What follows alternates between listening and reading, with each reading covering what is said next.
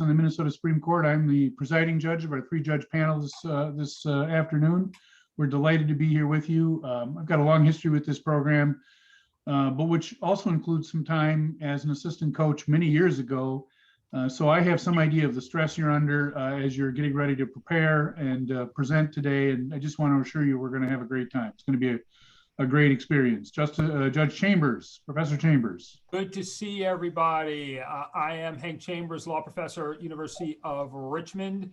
Been at this for a couple of decades, so longer than all of you all have been born, been alive. So that's what we're doing, and we're going to have a fun time this morning. I look forward to the conversation. I'm Ann Zinken. I am a career law clerk at the New Hampshire Supreme Court. Been here for about 21 years. Prior to that, I was litigator in San Francisco for about 12. And I've been doing the We the People program for somewhere between 5 and 10, and I have no real idea how many years. But this is my first time at national finals, and I'm very excited to be here. So we're delighted to be here with you, and I think it's appropriate for you to introduce your teammates and coaches and assistants, if you would, please. Good afternoon, judges. We are Unit 4. Our unit focuses on the values and principles embodied in our Constitution. My name is Supriya, and I will be studying anthropology at Dartmouth College next fall. Hello, my name is Gabby, and I will be studying biochemistry at the University of Miami. And I'm Ashley. I'll be studying psychology at the University of Virginia. But for now, we are all seniors at Trumbull High School. This is our teacher, Ms. Boland, and we thank you for being here today.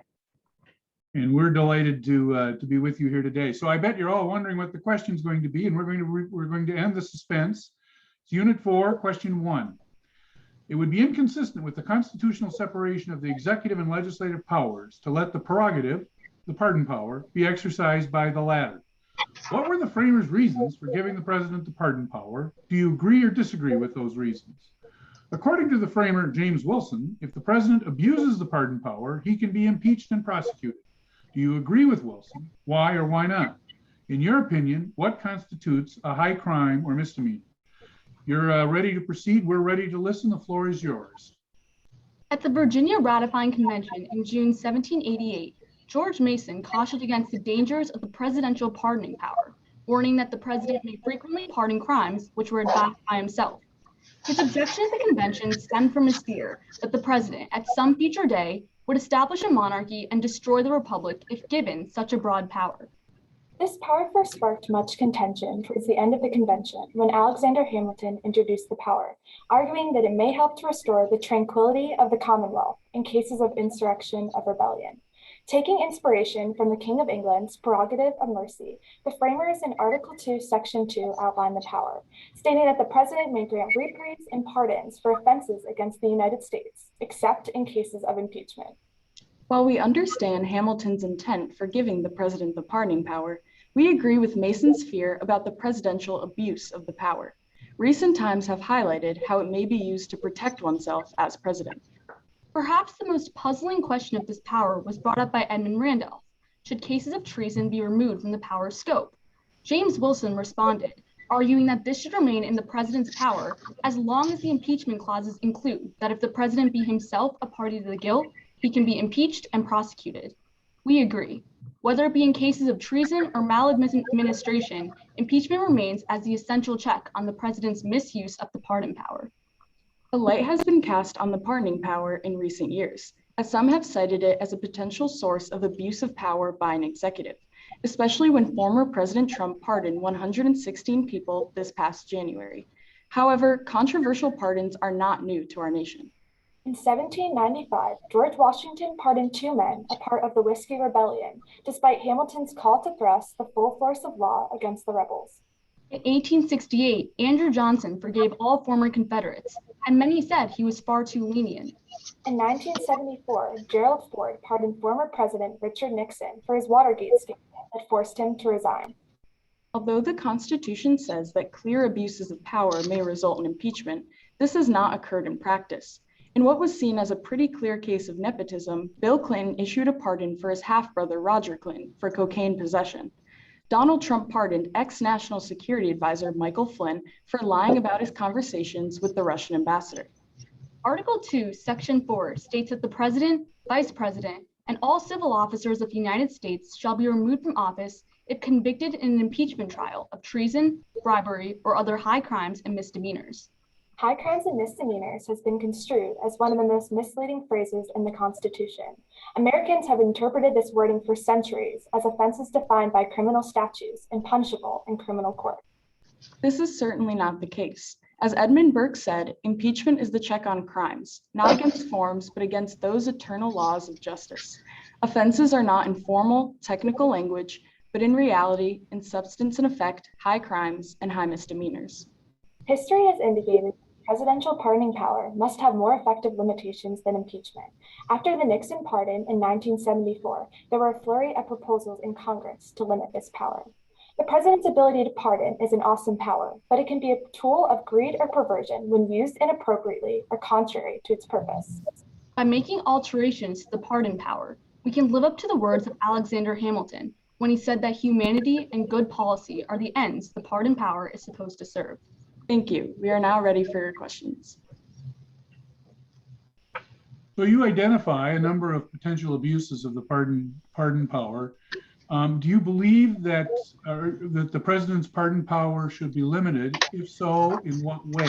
And how do you do this while not interfering with what Alexander Hamilton identifies as potentially the goal of reinstating tranquility?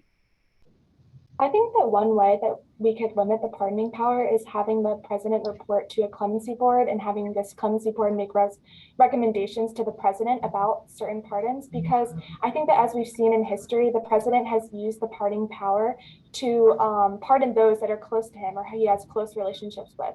And while 29 other states in our country, the governors use the pardon power like we have today with the presidency, the remainder of the states actually use a clemency board. So I think that this would be a great solution. I think Go ahead. I think another limit that should be imposed is the limit on preventing presidents from pardoning people within their own administration. And I think this is especially vital with former President Trump, for example, when he commuted the sentence of Roger Stone, someone who was convicted to lying to Congress and obstructing an investigation where they were investigating the Russian interference in the 2016 election, which President Trump was a part of. And so I believe that I agree with former California Senator Barbara Boxer, who proposed that we completely limit presidents from pardoning anyone within their own administration, including friends, colleagues, and their family. Another solution that I would propose, it was actually proposed by former Massachusetts Representative Barney Frank, who said that presidents should not be able to issue pardons between October 1st and the next inauguration date. And I think that this is an especially important limitation on the president's pardon power, because you see majority of the time, the presidents will issue pardons during that lame duck period, especially as former President Trump issued 116 of his 143 pardons in January of 2021. So by having this limitation on the power, we can leave it up to the people to decide of whether they think the presidents are issuing good pardons and just pardons, and if they don't, then they have the opportunity to vote the president out of office. So didn't Trump have a bunch of controversial pardons well before the election? And if so, didn't the election just work the way it's supposed to work?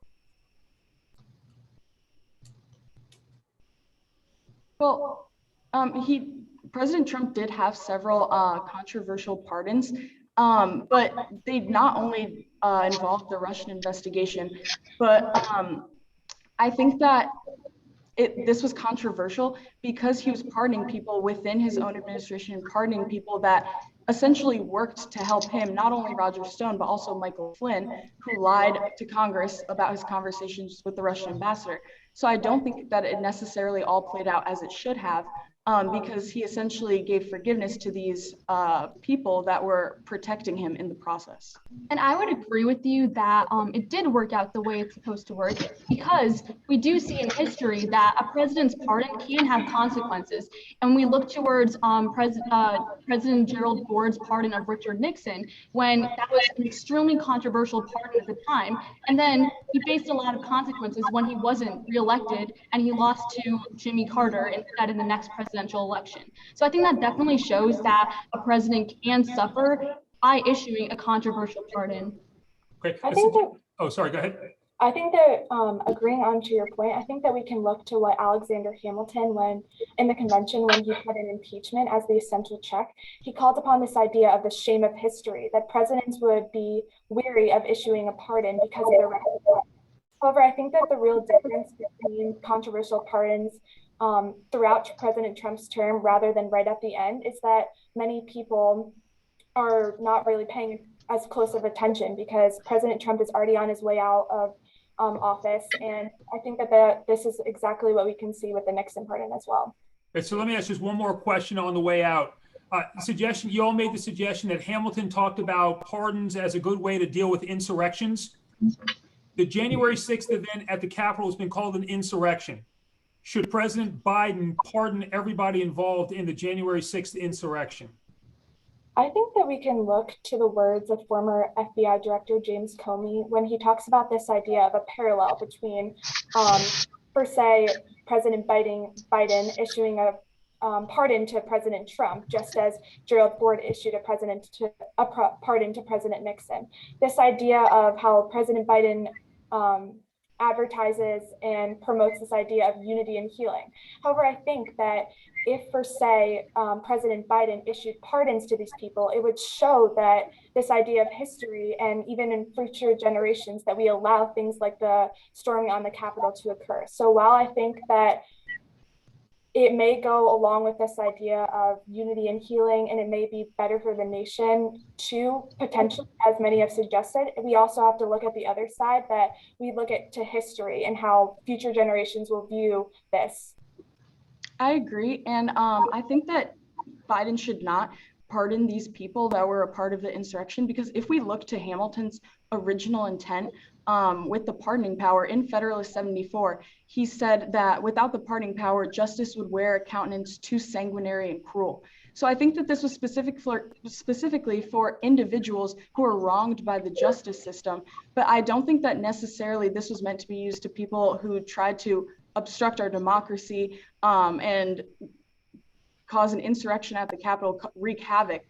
So I think that with Hamilton's original intent in mind, we should not be pardoning a group of people because this would be showing forgiveness and showing that this would be okay. And I think that there's a parallel to when Andrew Johnson pardoned all former Confederates, because I think that this was a mistake because it showed that this kind of behavior was tolerated and we could easily move on. But I don't think that this was necessarily the case. Okay.